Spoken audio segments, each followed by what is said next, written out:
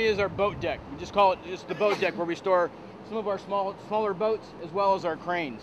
What we have up here is support services again for the submarine. We're talking about maintenance and repair, moving equipment, some heavy industrial equipment, some parts and supplies that the subs would need. This is what we'd be able to do it with these cranes. On the outboard is 2 5-ton sail cranes. They're on tracks that will roll up and down on both port and starboard side of the ship to be able to get logistically put the equipment right where we want it. In the center is our B&A, a boats and aircraft crane. It's a 30-ton crane that we utilize to be able to take off these boats if we need to, or bring on other equipment on board. We have a couple PL boats, personnel transfer boats, and a couple security force ribs. As well in the back you see 2 what we call motor launches that we have on board the ship. These supplies needed to support submarine maintenance if we're anchored out someplace where we're not near along a pier or something, where we're actually supporting ships that are tended or anchored out in the harbor. On board the ship, that's one of our transfer elevators where we can take the supplies from the lower storerooms, bring them up to the other decks where they have the machine shop located as well, and or bring it up from here. So it's a good place to load and store our supplies as they come on board the ship. Actually, these bladders up here, they put water and air in them, and they're bumpers that actually separates the 2 ships together, the submarines and our ship together, so they don't rub into each other. Fill about halfway with water and the rest of it with air to pressurize this flow with the flow, and then be alongside the ship so that there's a bump.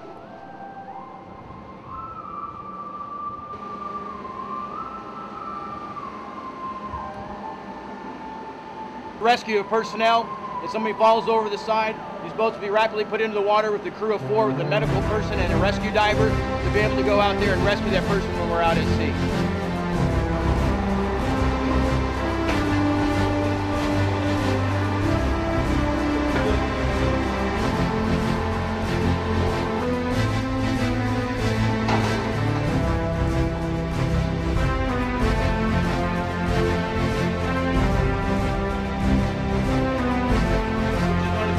Where they drive and steer and command the ship from.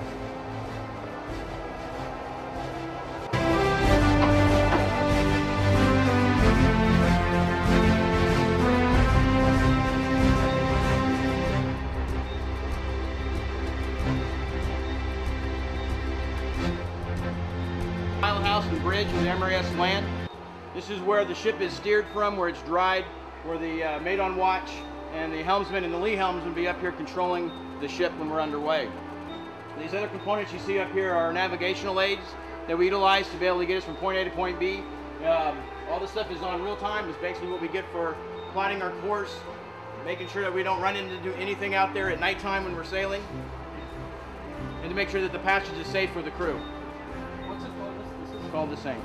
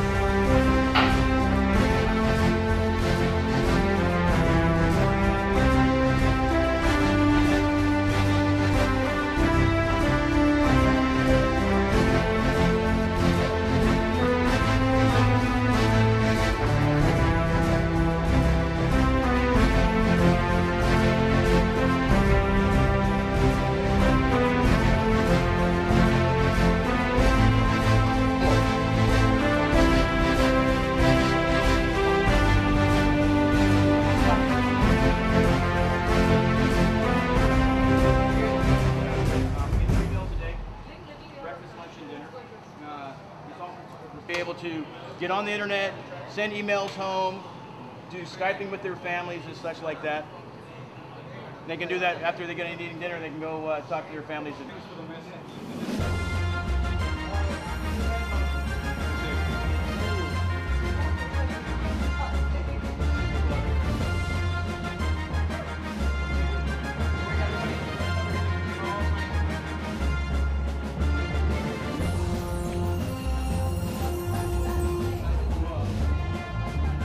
Behind this is actually called Diner 39. It's an old bit was made to kind of give the sailors a taste of home.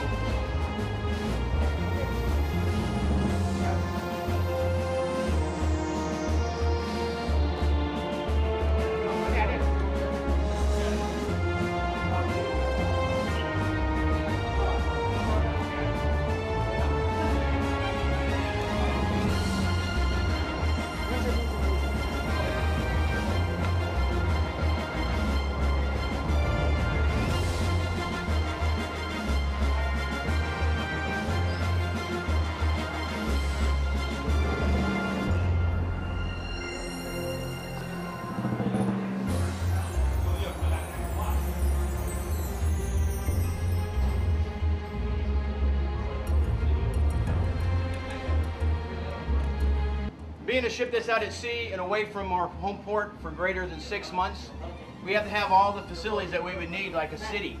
And we also have our own barber shop as well to be able to maintain our military standard with our haircut. Salute, salute. We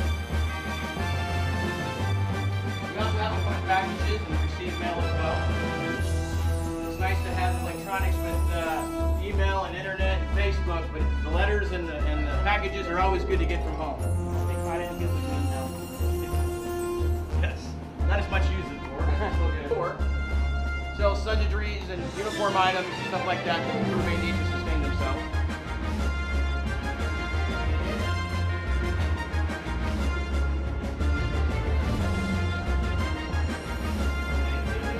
Not an ATM. I'll explain it here in a second. What this is that all Navy ships are going to a cashless system. Okay? We don't carry cash. We don't use cash in the store. None of that. They give us what they call a cash card.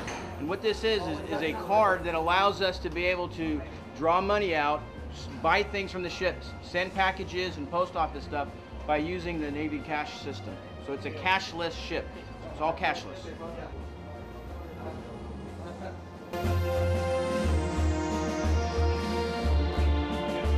The tour of the USS Mormugao line. Again, thank you very much for coming on board.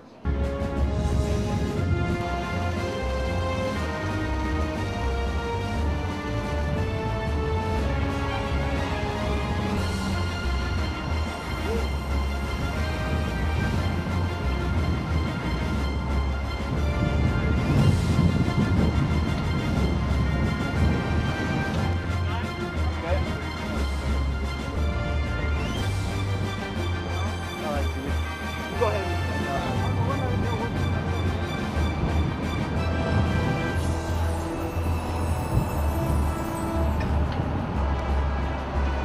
The end of where people can go on the inside of the ship. Everything from here forward is tanks that are right now filled with air. Because they're filled with air, the ship stays on the surface.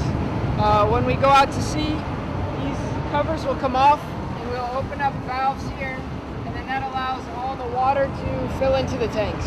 When the water fills into the tanks, the ship submerges. And then we can drive around where we're supposed to be, which is fully submerged underwater. ATHAN.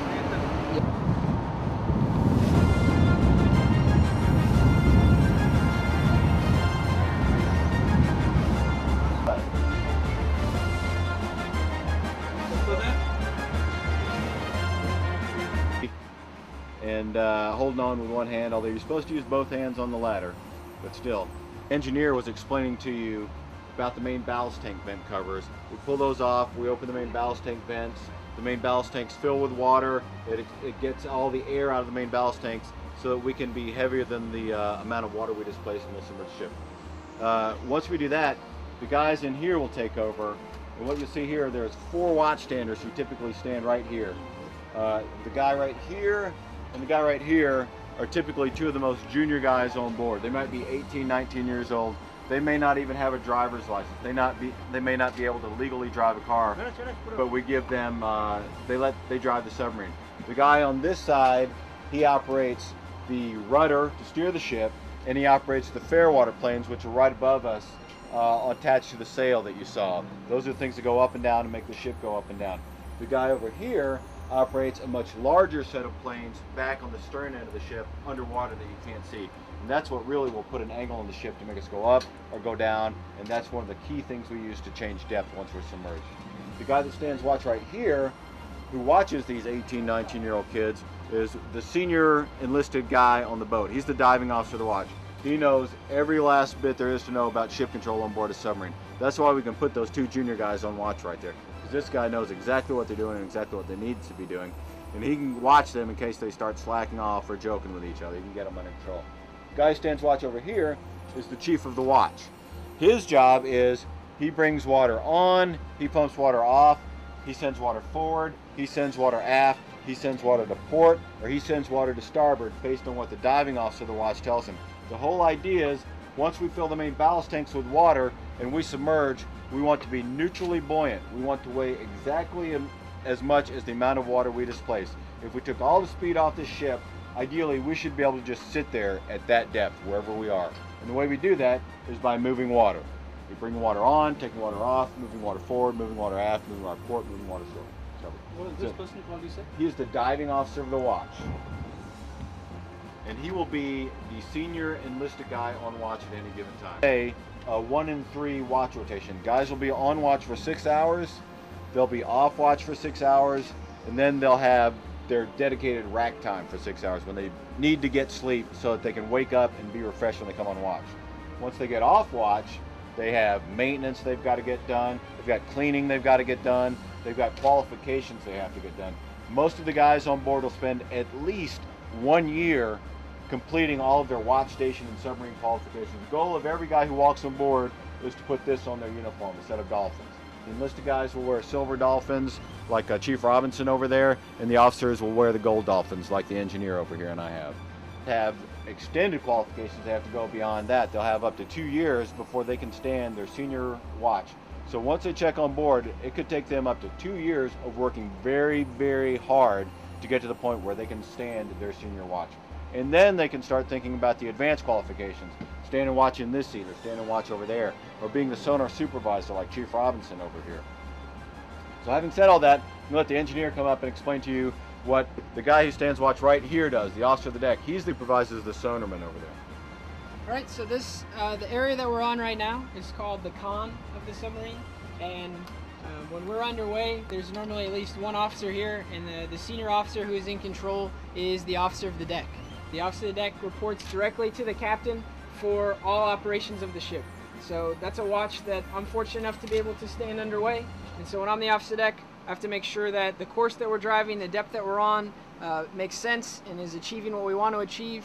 I'll be supervising on the monitors here and up here, the sonar system, so I make sure that the sonar contacts that we're detecting are then being put into the fire control system, which over here, so that we have a good sense of how far away the other contacts are, how fast they're going, so that we make sure none of them get too close so that we can maintain the ship safe. Sometimes we'll operate the ship fully submerged, where our only way to know what's out in the ocean around us is the sonar system, which Chief Robinson will explain in a little bit. Other times we operate at periscope depth, where the entire submarine is underwater except for about a few feet of the periscope. This here is our primary periscope. So when we are operating at periscope depth, usually at least one other officer and I will take turns going back and forth, where we're looking out and just using this to see what is outside the ship.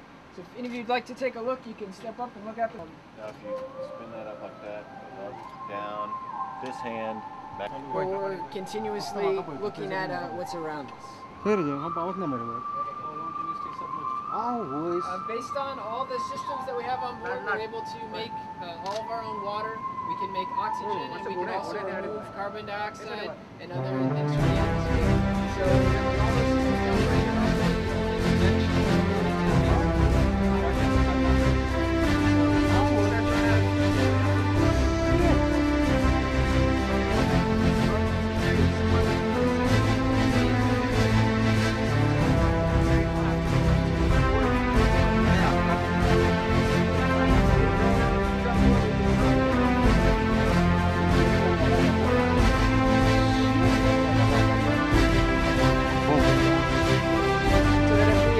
something of interest, we can capture that and transmit that off the ship so that other commanders, other people in the Navy can see what it is we have seen on the submarine for further analysis or operations.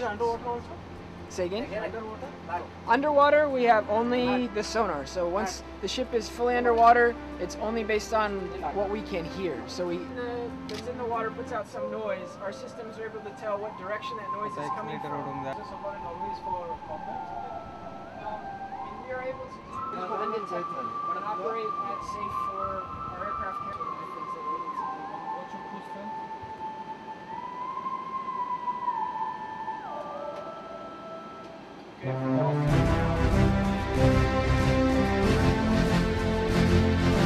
Sonar Chief on board the USS La Jolla.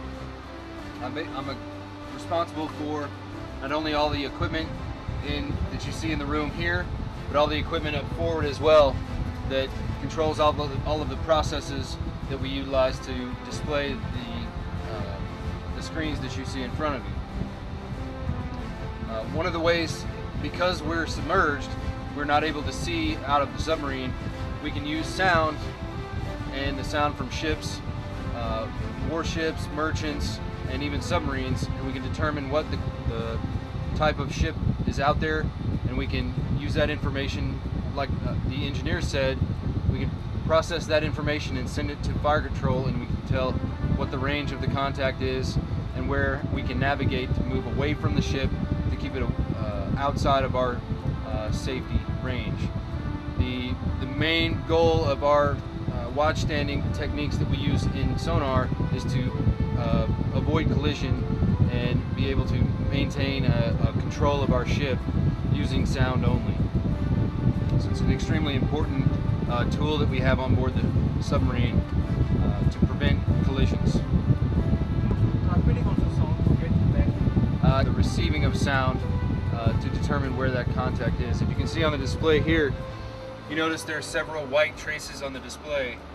When we have a brightening of the display like that, that cues the operator to listen to that trace, and we can, while we listen to that trace, we can tell the type of noise that it's making. We can tell the difference between a merchant, a warship, a submarine, as well as biologic type things like fish, whales, dolphins. We can tell the difference between those as well. So we place some what we call trackers on those traces. Those trackers feed information to fire control, and they track the bearing versus time, and that's how we determine. There'll be watchstanders out in there, those stacks that are on that end of control, that's fire control. They will take this data that he sends them, and they'll determine how far away that ship is, what course he's on, how fast he's going. And if he can listen to it and say, that's a merchant ship and he's making so many turns on a X-bladed screw, then we know, okay, that guy's probably doing between 14 and 16 knots. We can use that to bound his, we call it the solution, the speed, course, and range. We can use that to bound it so we can fine-tune the other two aspects of it. And we use that to make sure that we're not driving right at somebody.